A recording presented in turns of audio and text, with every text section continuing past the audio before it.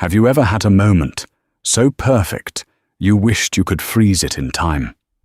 For Sophia Sterling, that moment was the soft glow of candles on her 35th birthday cake, surrounded by friends, in a home she designed, with a husband she adored.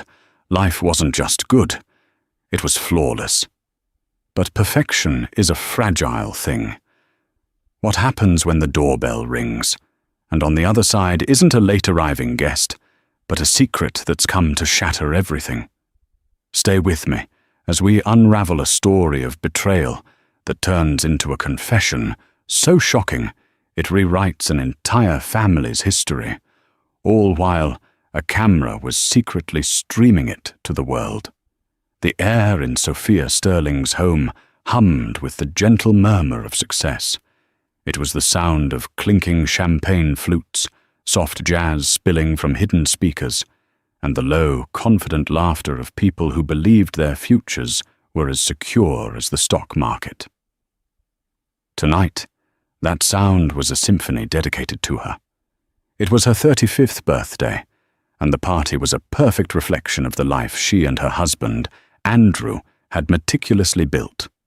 Their home, a modern marvel of glass and white stone, nestled in the affluent suburb of Crestwood, was her own design. As a rising star in the architectural world, it was her masterpiece, a testament to her talent. Every clean line, every expansive window that framed the setting sun was a piece of her soul.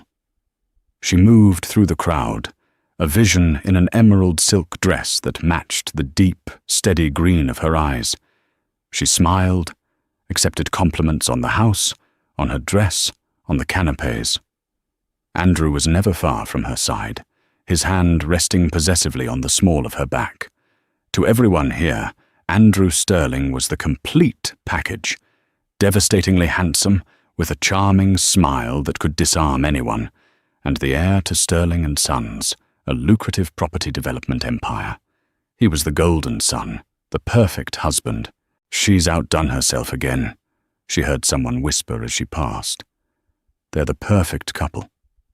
Sophia's smile tightened for just a fraction of a second. Perfection was a heavy crown to wear. It required constant polishing. It meant overlooking the late nights Andrew claimed were spent at the office, the faint, unfamiliar scent of perfume on his suit jacket that he'd blame on a client, the way his eyes sometimes seemed to look right through her. She'd told herself it was the pressure of his job, the weight of his family's legacy. She chose to believe in the perfection because the alternative was unthinkable. Her mother-in-law, Victoria Sterling, held court near the grand piano. A woman carved from ice and elegance, Victoria was the matriarch of the Sterling dynasty. Her approval was a currency Sophia had spent a decade earning. Tonight, even Victoria seemed pleased. She'd given Sophia a delicate diamond tennis bracelet, her slender, cool fingers fastening it around Sophia's wrist. "A woman of your stature deserves to be adorned, my dear," Victoria had said, her voice smooth but distant. It was the closest she ever came to a genuine compliment. Victoria's relationship with her own late husband, Arthur Sterling, had been notoriously cold, a business merger more than a marriage. Perhaps, Sophia thought, she simply didn't know how to show warmth. Andrew raised his glass for a toast. "To my brilliant wife, Sophia, the architect of my home, the architect of my happiness. 35 has never looked more beautiful. I love you." The room erupted in applause. Andrew leaned in and kissed her, a public performance of affection that felt both reassuring and slightly hollow. As she pulled back, she caught her reflection in the glass of the French doors. She saw the perfect wife, in the perfect home, with the perfect husband. A beautiful, gilded cage. Just as the caterers began to bring out the towering birthday cake, a confection of white chocolate and raspberries, the doorbell rang. It was a sharp, insistent chime that cut through the pleasant hum of the party. A few guests glanced towards the door. Andrew frowned slightly. "Were you expecting anyone else?" "No," Sophia said, a strange, prickling unease creeping up her spine. All their friends were here. Their housekeeper, Maria, hurried to the door. Sophia watched as she opened it, saw Maria's polite smile falter, replaced by a look of stunned confusion. A young woman stood on the threshold, silhouetted against the encroaching twilight. She was beautiful, with long, dark hair and a defiant set to her jaw. She wore a simple black dress, but it did little to conceal the gentle, unmistakable swell of her stomach. The woman's eyes scanned the room, bypassing the confused guests, and landed, with laser-like precision, on Andrew. A slow, triumphant smile spread across her lips. "Andrew," she called out, her voice clear and carrying over the now silent room. "Aren't you going to introduce me to your wife?" The symphony of success shattered into a million pieces. The gilded cage had just been blown wide open, and Sophia Sterling was standing right in the middle of the explosion. Time seemed to warp, slowing down as every head in the room swiveled in a synchronized, disbelieving arc. The jazz music, forgotten by the DJ, continued its cheerful, oblivious tune, a grotesque soundtrack to the demolition of Sophia's life. The young woman stepped inside, her heels clicking with unnerving confidence on the polished marble floor. She didn't look like a homewrecker from a soap opera. She looked like a girl you'd see at a coffee shop, young, pretty, and utterly convinced of her own righteousness. Andrew was frozen, his face a mask of pale, waxy horror. The champagne flute he held slipped from his nerveless fingers, shattering on the floor with a sound that made Sophia flinch. Champagne pooled around his expensive Italian shoes like a golden accusation. Who are you?" Sophia's voice was a whisper, barely audible, but in the tomb-like silence of the room, it echoed. The woman's gaze shifted to Sophia.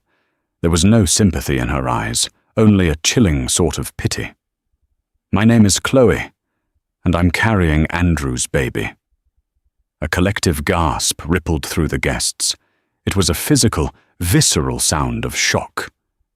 Sophia felt the blood drain from her face, a cold, dizzying rush that made her grip the edge of a nearby table to keep from collapsing. She looked at Andrew, desperately searching his face for a denial, for a laugh, for anything to signal that this was some kind of cruel, elaborate joke. But she found nothing. Only guilt. Blazing, undeniable guilt. "Andrew, tell her to leave," Sophia managed, her voice trembling with a rage that was beginning to eclipse the shock. Chloe laughed, a short, sharp sound devoid of humor. "Oh, he can't do that. You see, he's been telling me for the last 9 months that he was going to leave you." She took another step forward, her hand resting protectively on her stomach. "He said the marriage was a sham, a business arrangement. He said you were cold, career-obsessed.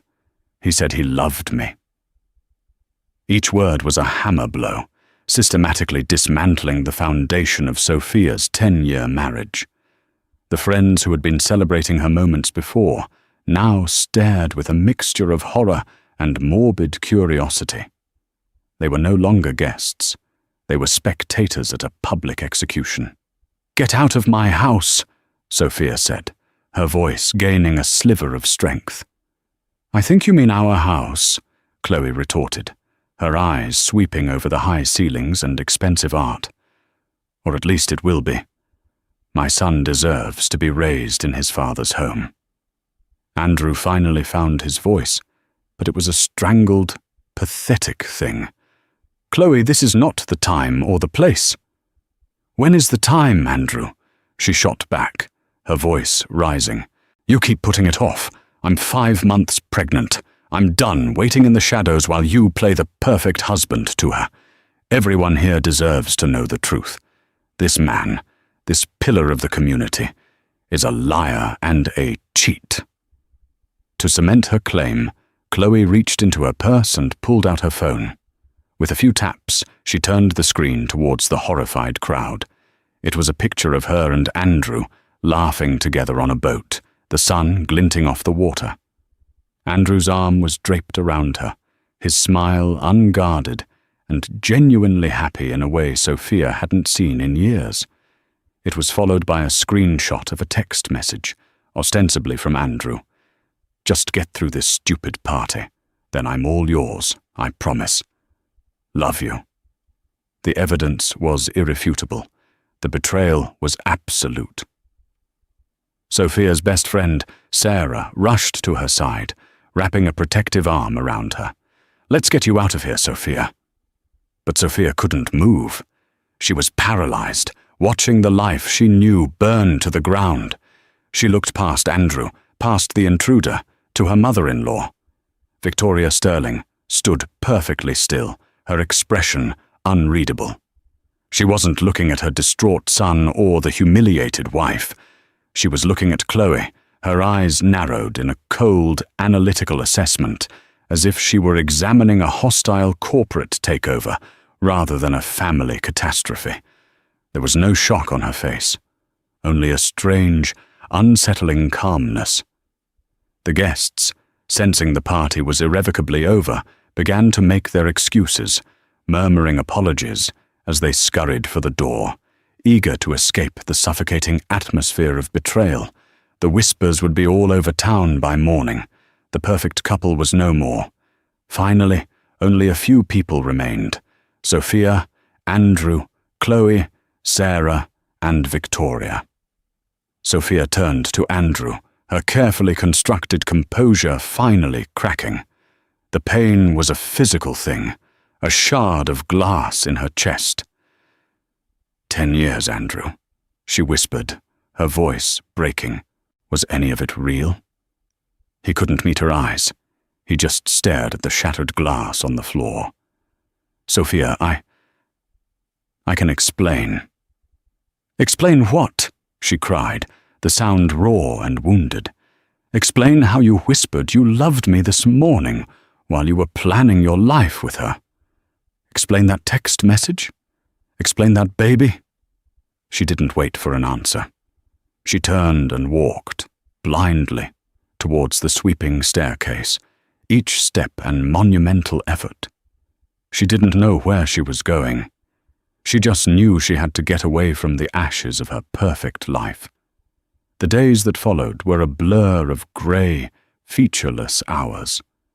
Sophia had fled to Sarah's spare bedroom, a small, quiet space that felt like a sanctuary after the cavernous emptiness of her own home. She had taken nothing with her but the clothes on her back and the diamond bracelet from Victoria, which now felt like a shackle on her wrist. The house she had designed, the one she had poured her heart and soul into, was now a tainted space. Every corner held a memory now poisoned by Andrew's betrayal. The breakfast nook where they'd planned a trip to Italy, the living room where they'd celebrated her first major commission, the bedroom they had shared. It was all contaminated territory. Andrew, of course, had tried to reach her. A relentless barrage of calls, texts, and emails filled her phone. Sophia read the first few before a wave of nausea forced her to stop. Sophia, please talk to me. It wasn't what it looked like. She trapped me. This is all a misunderstanding. I love you. Only you. We can fix this. Don't throw away 10 years. They were the pathetic, textbook excuses of a guilty man. Each message was a fresh twist of the knife. He wasn't sorry for what he did. He was sorry he got caught. He wasn't trying to save their marriage. He was trying to save his reputation. She blocked his number and deleted his emails without reading them. The silence was better than the lies. Sarah was a rock, fielding calls from concerned friends and fielding Sophia from the world. She brought her tea, sat with her in silence, and let her cry until she was exhausted. What do I do now? Sophia asked one afternoon, staring blankly at the rain streaking down the window pane. My whole life. It was a lie. No, Sarah said firmly, sitting beside her. Your career is not a lie. Your talent is not a lie. The friendships you have are not a lie. He was the lie, Sophia, and you're better off without him. But it didn't feel that way. It felt as if a vital part of her had been amputated without anesthesia. She had built her identity around being Mrs. Sterling, the wife of a powerful man, one half of a perfect couple. Who was she without him? The question terrified her. The gossip, she knew, was rampant. She could only imagine the phone calls, the whispers at the country club, the pitying looks. Did you hear about the Sterlings? At her own birthday party, no less. So tragic. Her humiliation was now public entertainment. 1 week after the party, an unexpected call came through. The caller ID read, Victoria Sterling. Sophia's first instinct was to ignore it. She couldn't face her mother-in-law. She couldn't bear to hear Victoria's disappointment, or worse, her attempts to defend her precious son. But something made her answer. Hello, Victoria. Her voice was flat, devoid of emotion. Sophia. Victoria's tone was as crisp and cool as ever. There was no preamble, no awkward apology for Andrew's behavior. I need to see you. Can you meet me for tea tomorrow? The Willow Creek Tea Room at 2 o'clock. It wasn't a request. It was a summons. Sophia was about to refuse when Victoria spoke again, her voice lowering slightly. This is not about defending Andrew. I assure you, my son's infidelity is the least of my concerns right now. This is about the future of the Sterling family. And whether you know it or not, you are still a part of that. There are things you do not understand, Sophia. Things that were set in motion long before you ever met my son. The words were cryptic, chilling. What could be more important than the public implosion of her son's marriage and an illegitimate grandchild on the way? What did she mean? The least of my concerns. Against her better judgment, a flicker of curiosity ignited within her. Victoria had been so strangely composed at the party, so unnaturally calm. It wasn't the reaction of a mother whose son had just been exposed. It was the reaction of a chess player watching her opponent make a predictable, foolish move. What things? Sophia asked, her voice cautious. Not on the phone, Victoria said firmly. Tomorrow, 2 o'clock. Please, Sophia.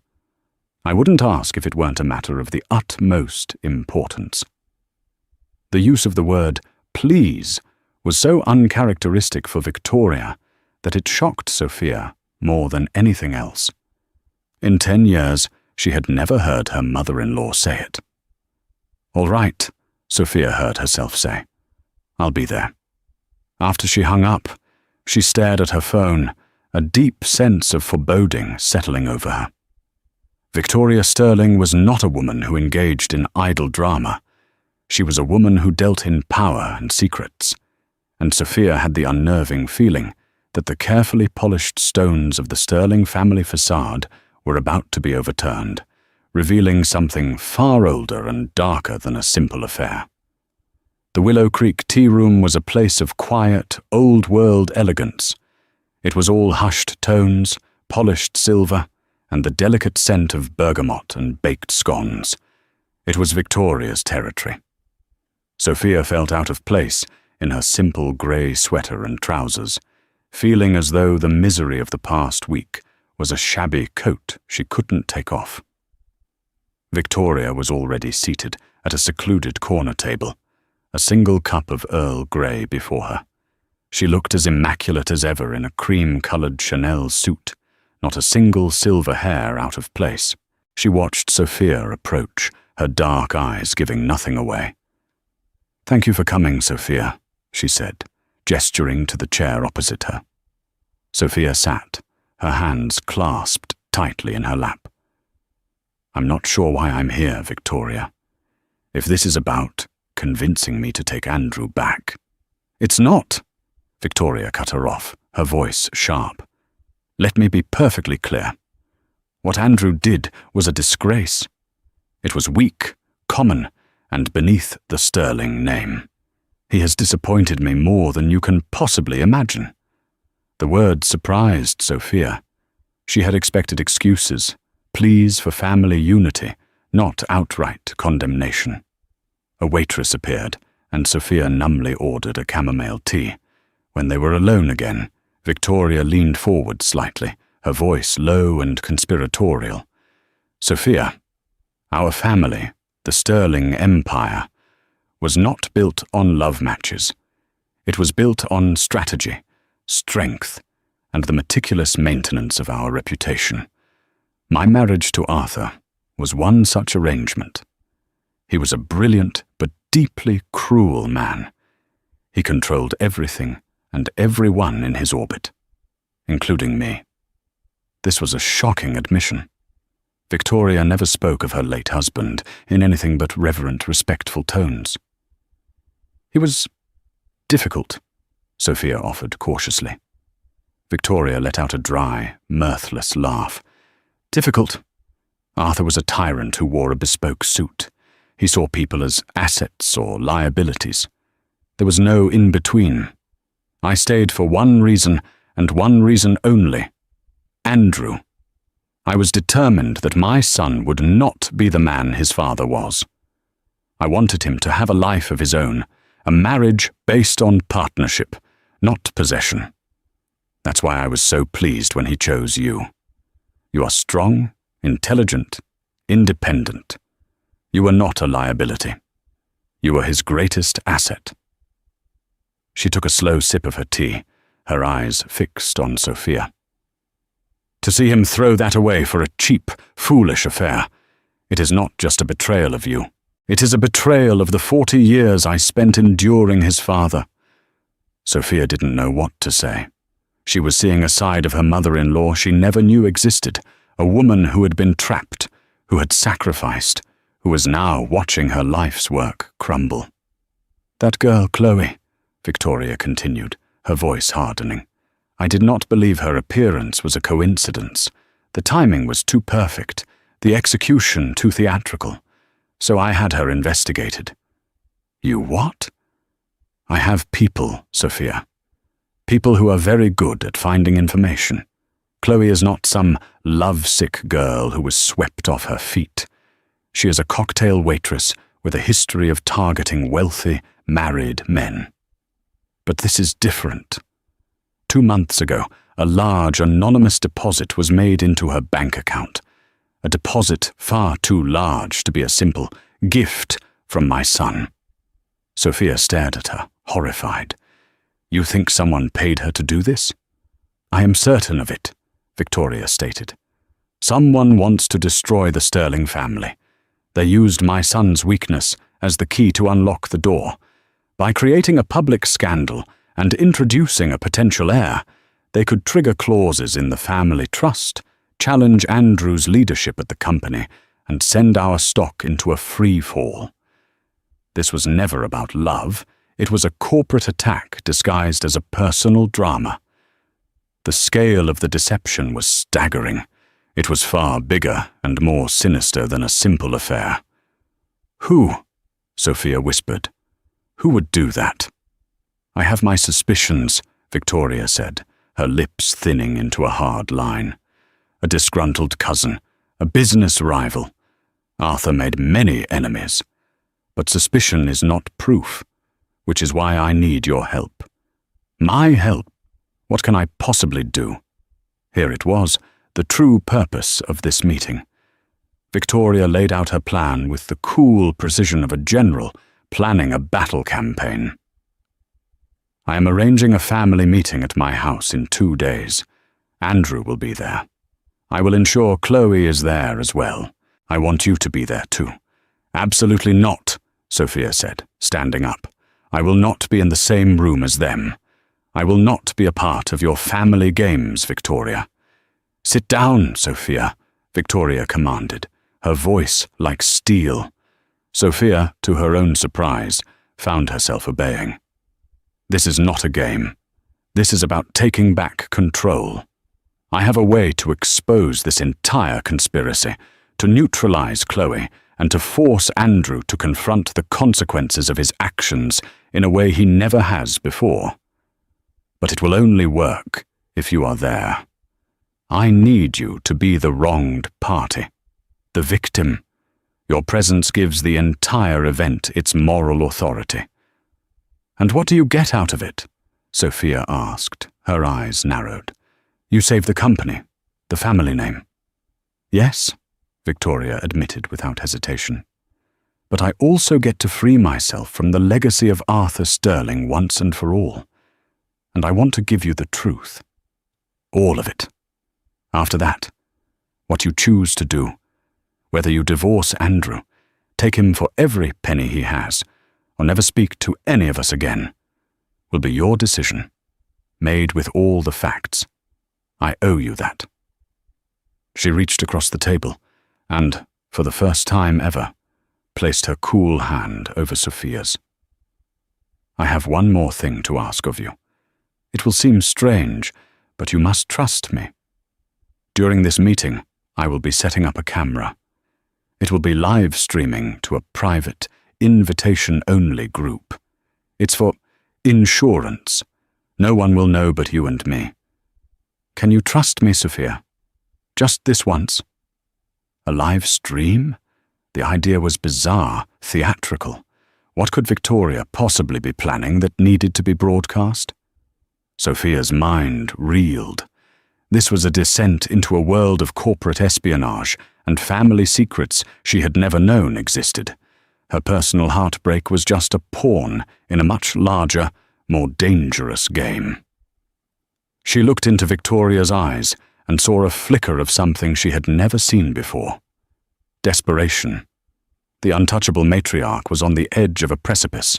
Perhaps it was the desire for answers, or perhaps it was a dark, unbidden need to see Chloe and Andrew face a reckoning they couldn't escape.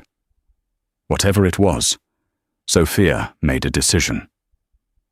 Fine, she said, pulling her hand away. I'll be there. But I'm not doing it for Andrew, or for the Sterling name. I'm doing it for me. A small, almost imperceptible smile touched Victoria's lips.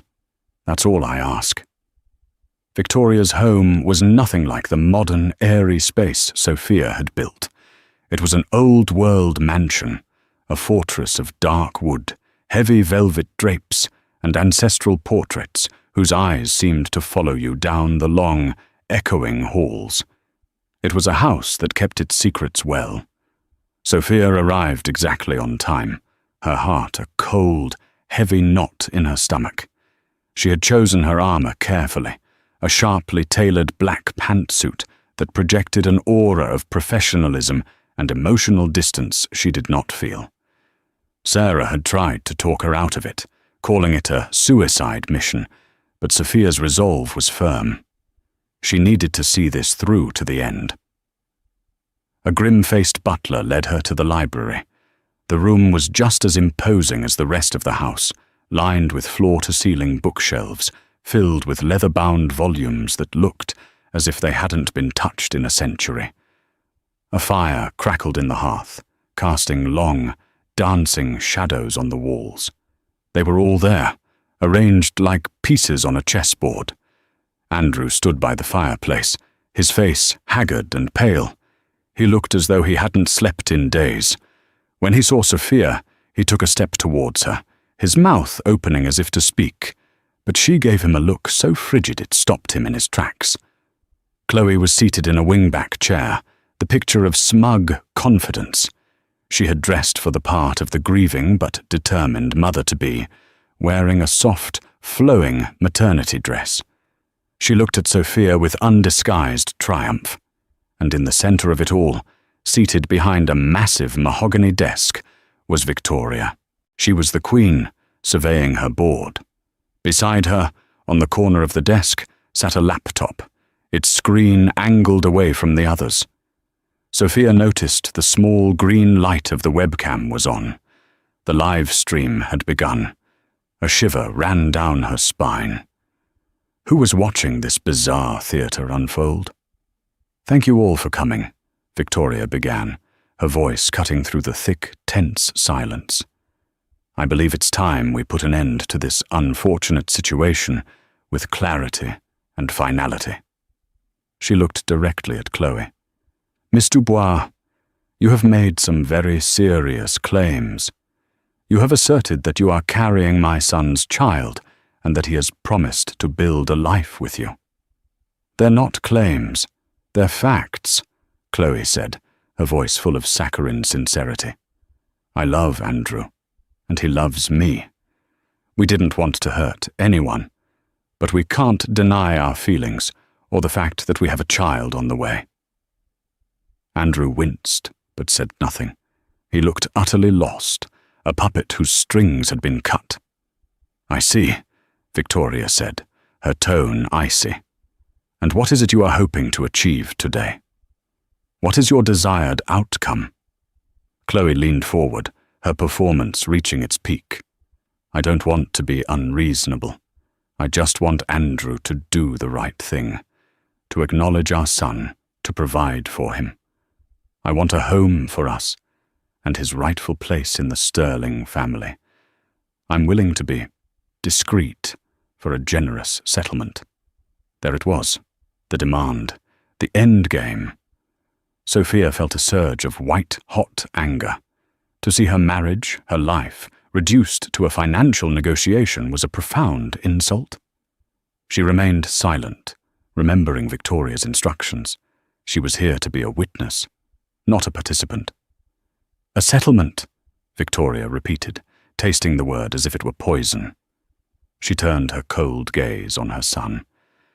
"Andrew, do you have anything to say to this? Do you love this woman? Did you promise to leave your wife for her?" Andrew's eyes darted between the three women, his formidable mother, his betrayed wife, and his pregnant mistress. He was trapped, and he knew it. "Mom, it's complicated," he stammered. "I made a mistake, a terrible mistake. Chloe, I never said I would leave Sophia. I was confused." "Confused?" Chloe shrieked, her mask of civility slipping. "You liar! You told me you loved me. You told me she meant nothing to you. You sent me that text from her birthday party." The argument devolved into a sordid, ugly exchange. Chloe accusing, Andrew denying, his lies becoming more tangled and pathetic with every sentence. Sophia watched it all with a strange sense of detachment. The pain was still there, a dull, constant ache, but it was now overlaid with a profound sense of disgust. This was the man she had loved, this weak, cowardly stranger. Throughout the entire ugly spectacle, Victoria remained perfectly still. She let them argue, let the accusations fly, let the whole sordid mess spill out onto the Persian rug. She was allowing them to dig their own graves. Finally, when Chloe was breathless and Andrew was a sweating, stammering mess, Victoria held up a single manicured hand. The room instantly fell silent. "Enough," she said, her voice quiet, but ringing with absolute authority. She turned the laptop on her desk so that its screen was visible to everyone. It showed a simple video conferencing grid, but the squares weren't empty. They were filled with the faces of the Sterling family's most influential board members, lawyers, and key relatives from across the country. Their expressions were grim and horrified. Chloe's face went white. Andrew looked as if he was going to be physically sick. "As you can see," Victoria said calmly, "the board of Sterling & Sons, along with our family council, has been present for this entire conversation. I felt it was important for them to have a full and transparent understanding of the situation threatening the stability of our company." She then turned her attention back to the desk, clicking a mouse. A new window popped up on the screen, showing bank statements. And this This is a record of the anonymous payment of $250,000 into your account, Miss Dubois, traced back to an offshore shell corporation owned by the Cromwell Group, our biggest competitor." Chloe stared at the screen, her mouth opening and closing like a fish. The color had completely drained from her face. She was exposed. The trap had been sprung. But Victoria wasn't finished. She wasn't looking at Chloe anymore. Her gaze was fixed, with a deep and unsettling sadness, on her son. "The truth is," Victoria said, her voice suddenly heavy with a sorrow that seemed ancient, "this entire charade is based on a lie. But the lie is not the one you think. The lie is much, much older." She took a deep breath, steeling herself. "Andrew, you are worried about Chloe's son having a rightful claim to the Sterling family? He has as much of a claim as you do, which is to say, none at all, because Arthur Sterling was not your father." The silence that followed Victoria's declaration was absolute. It was a silence so profound it felt like the world had stopped spinning on its axis. The crackling of the fire in the hearth was the only sound, a lonely witness to the detonation of a secret kept for over 35 years. Andrew stared at his mother, his face a canvas of utter bewilderment. He shook his head slowly, a choked, disbelieving laugh escaping his lips. "What? What are you talking about? Mom, that's not funny. Tell them it's not true." Chloe was forgotten. The live stream was forgotten. The corporate espionage was forgotten. All that existed in that room was the chasm that had just opened between mother and son.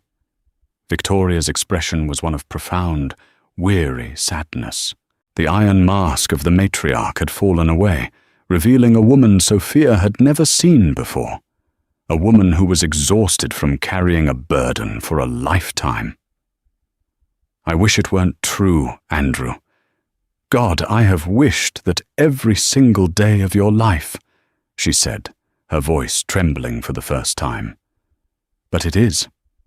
She began to speak, not just to Andrew, but to the room, to the silent, watching faces on the computer screen, and perhaps to herself.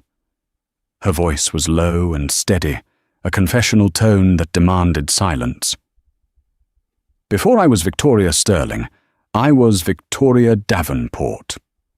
My family was wealthy, but your grandfather, Arthur, came from old established power.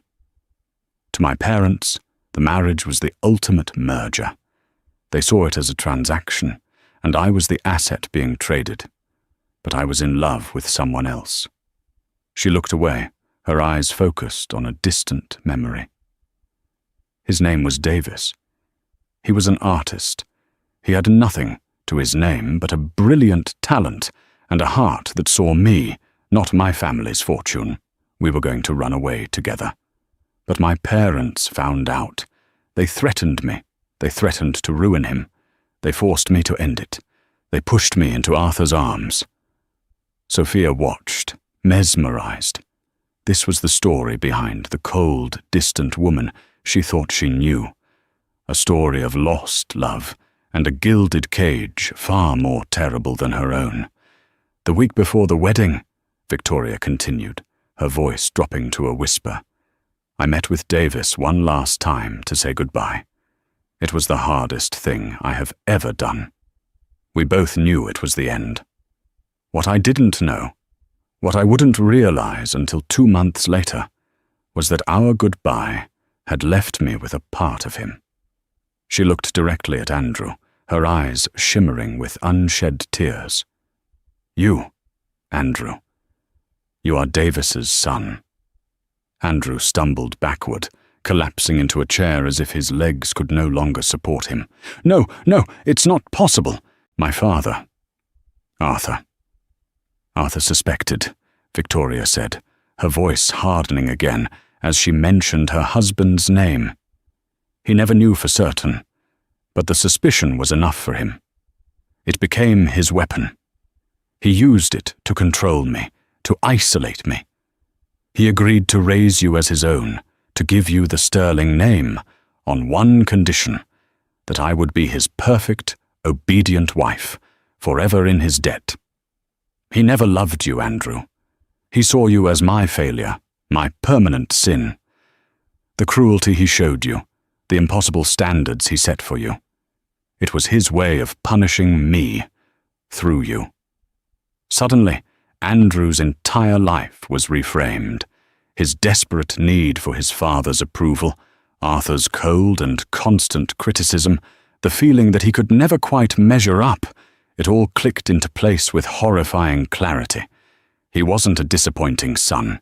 He was a hated symbol of his mother's one act of defiance. He was the son of a ghost. Sophia felt an unexpected pang of pity for this man who had betrayed her so deeply. His entire identity, the heir, the golden boy, the Sterling scion, was a complete and utter fabrication. The foundation of his life was a lie told to protect his mother and weaponized by the man he called his father. Victoria then turned her attention back to the stunned face of Chloe on the screen. So you see, Miss Dubois, your scheme was flawed from the very beginning. You came here threatening to expose a secret heir to the Sterling fortune. But the man you had an affair with was never the true heir in the first place. Your child has no claim. You have no leverage.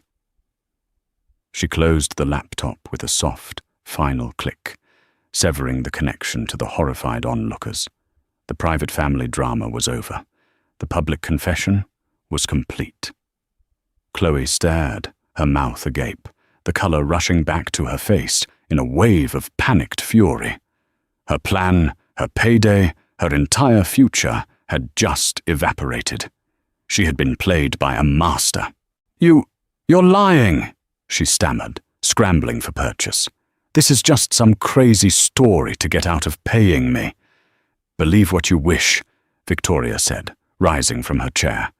She was no longer just the matriarch. She was a woman unshackled. A DNA test will be arranged for Andrew. The results will be made public to the board. The truth will come out. Now, I suggest you leave my home. The butler will show you out. Chloe looked from Victoria's implacable face to Andrew's broken form, and finally to Sophia's stunned silence. There was no one on her side. No angle left to play. Her gamble had failed in the most spectacular way imaginable. Without another word, she grabbed her purse and fled the room, her hurried footsteps echoing her defeat in the grand, silent hall. The library was still again. Andrew sat motionless, his head in his hands, his shoulders shaking with silent sobs. He was a king who had just learned his castle was made of sand. Victoria walked over to the window, looking out at the manicured gardens her husband had loved, but she had always hated. She had just set fire to her own life and to her son's to finally escape the prison Arthur Sterling had built around her. And Sophia stood in the middle of the wreckage, no longer just a wronged wife. She was the witness to a tragedy far deeper and more complex than she could ever have imagined. The affair was a symptom, not the disease. The disease was the Sterling family itself, built on a foundation of secrets, cruelty, and lies. And the cure had been a truth so devastating it had shattered them all. In the heavy silence that followed Chloe's departure, the only sound was Andrew's ragged breathing. He wasn't a villain anymore. He was just a broken man, stripped of his name, his history, and his pride. The carefully constructed edifice of Andrew Sterling had been reduced to rubble. Sophia watched him, and the anger she had clung to for weeks began to feel pointless. It was like being furious at a puppet for the actions of its puppeteer. His betrayal was real, his actions unforgivable, but they were born from a lifetime of seeking approval from a man who was incapable of giving it, a man who wasn't even his father. He had sought validation in his career, in his social standing, and in the arms of other women, because he had never felt truly worthy. It didn't excuse what he did. But for the first time, Sophia understood it. Victoria turned from the window. The immense strain of her confession was visible now in the faint tremors of her hands and the deep, weary lines around her eyes. She looked at Andrew, not with pity, but with a complex mix of sorrow and resolve. "The board has been informed," she said, her voice softer now. "They will call an emergency meeting. Your position as CEO will be untenable for the time being." She paused. "I have already begun the legal process to have you formally recognized as my son and my sole heir. The sterling name may have been a lie, but my fortune is very real. You will not be left with nothing." It was a practical, logistical statement, but it was also an act of love. A mother cleaning up the debris after a necessary demolition. Andrew looked up, his eyes red and lost. "Who was he?" he whispered. "My real father, Davis. He was a good man," Victoria said quietly.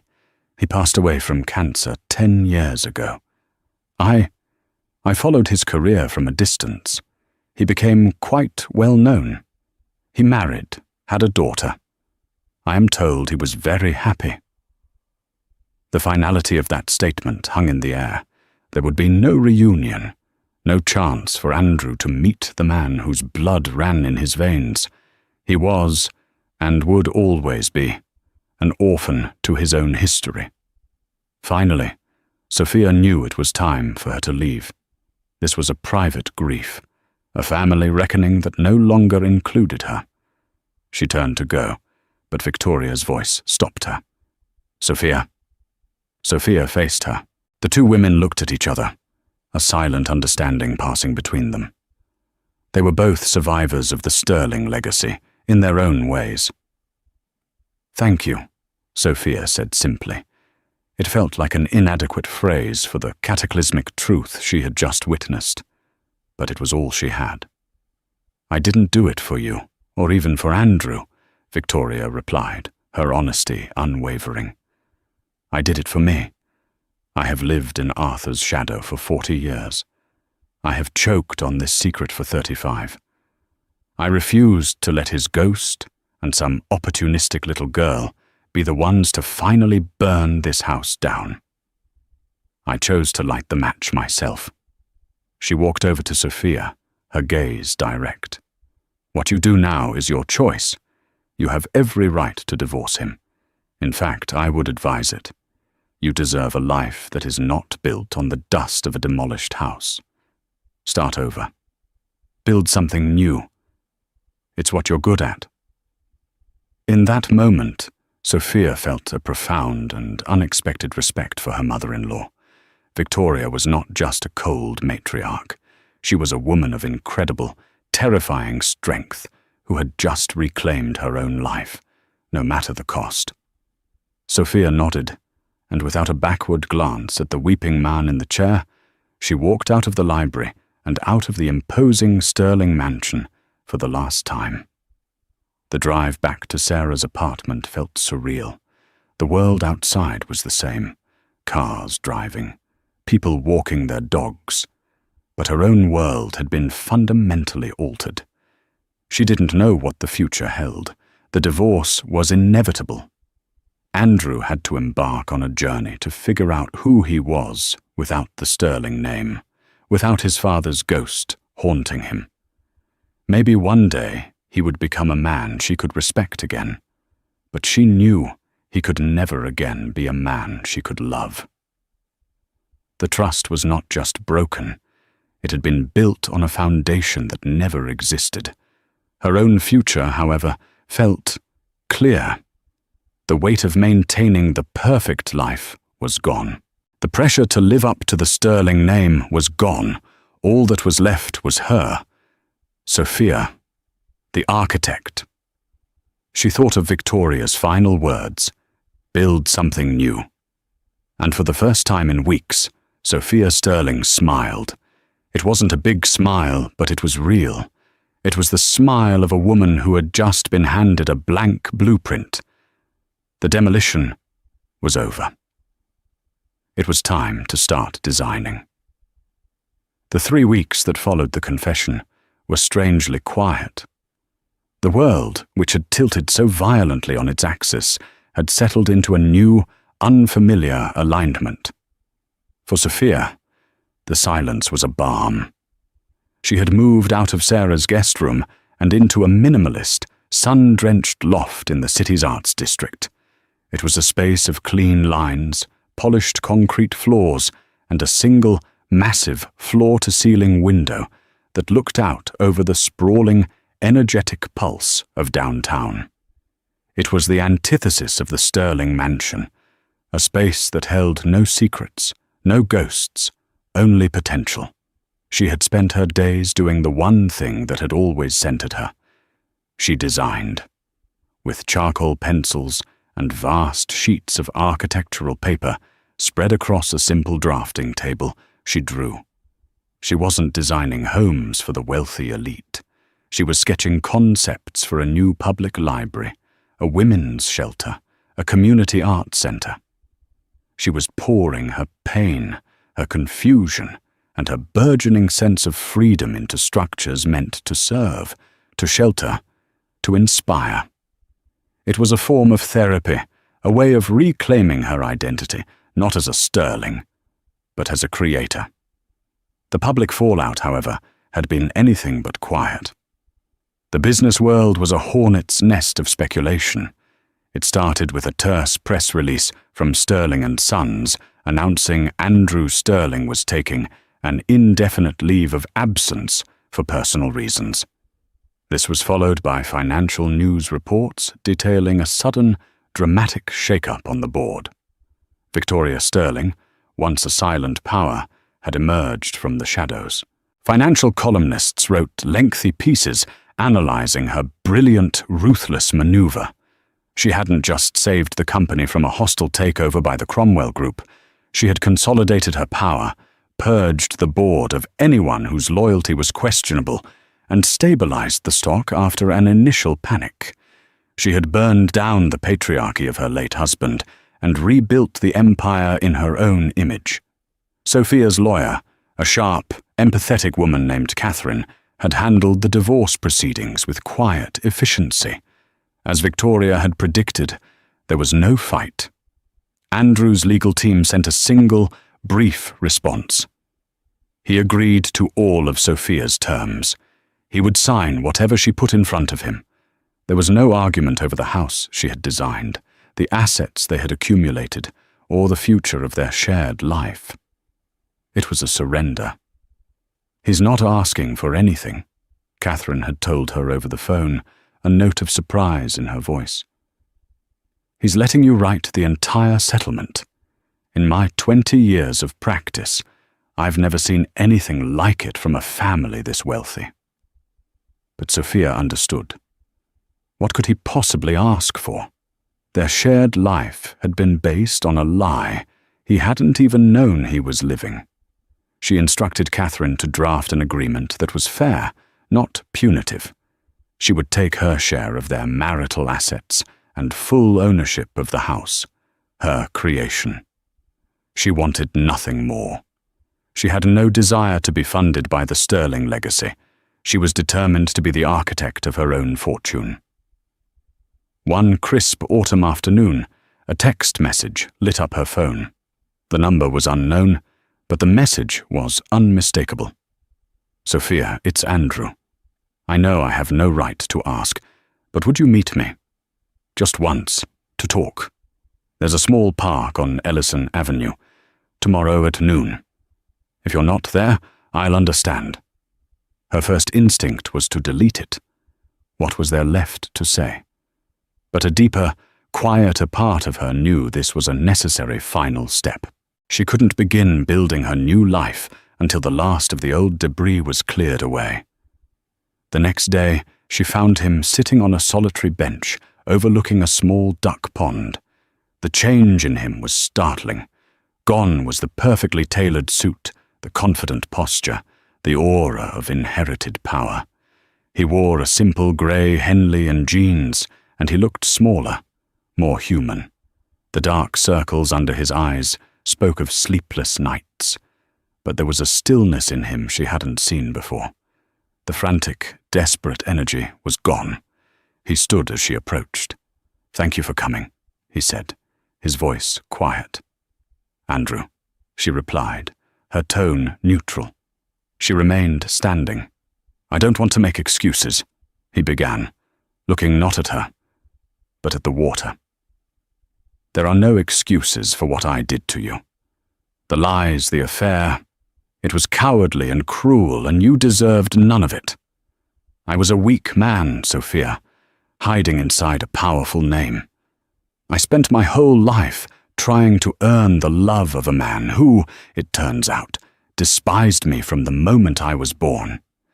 When I couldn't get it from him, I looked for it everywhere else. From you, from my mother, from others. It was a hunger that could never be filled." He finally met her eyes, and she saw a flicker of the man she had once loved, buried beneath layers of pain and regret.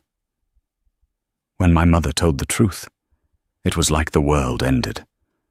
But after a few days, I realized it wasn't the end. It was a beginning. I don't know who I am without the sterling name. And that's terrifying. But it's also freeing. I'm sorry, Sophia. I am so deeply, profoundly sorry for breaking our vows and for destroying the beautiful life you built for us." It was the apology she had needed to hear, not at her birthday party, but now. It was honest, stripped of ego, and raw. "What will you do?" she asked, her voice softening. "I'm leaving Crestwood," he said. "My mother has arranged things. A trust in my biological father's name, Davis Alistair. I'm going to travel for a while, maybe try to find his daughter, my half-sister. I need to figure out who Andrew Alistair is." He took a breath. "As for Chloe, the baby is mine. A paternity test confirmed it. My mother's lawyers have created a trust for him. He will be provided for, always. But I will not have a relationship with her. That part of my life is over. I have to be a father now, and I can't do it while repeating my own history of lies."